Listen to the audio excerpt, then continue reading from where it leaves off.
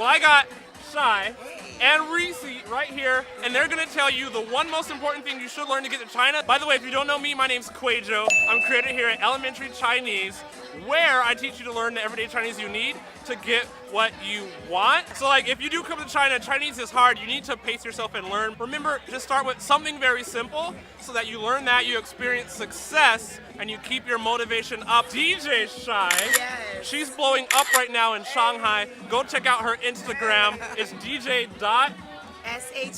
Take it away. What's the one most important thing? You need to know where the bathroom Oh, is. that's easy. It's like 洗手间 is bathroom, right? Let's get a 洗手间.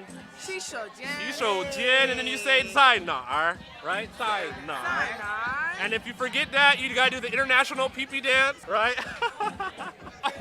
You're too good. You're too good at that. Let me know in the comments, what do you think is most important to learn when you first get to China? Most important phrase for you. Getting things that you want or that you need. So that would be 我要, and then you point. Well, yeah. Yeah, and you point, To it's be- all right. Yeah, yes, that's yeah, okay. yeah, Survival Chinese. Yes. Yeah. 我要. And then maybe you guys say, I don't want some of that. Oh, I don't want it. Which would be 我不要. Booyah. I know You booyah. know 不要. Yeah, But you booyah. must wave the hand. It's Booyah. not saying hi. In China, this is like, I don't want it. Yeah. Okay. So let's get a 我要 point. 我要.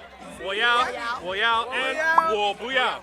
Or 我不要. Thank you, DJ Shy. Thank you, Reese. Click or tap right there for another video from me. This is Kwadwo at Elementary Chinese. Good study. Day up. See ya.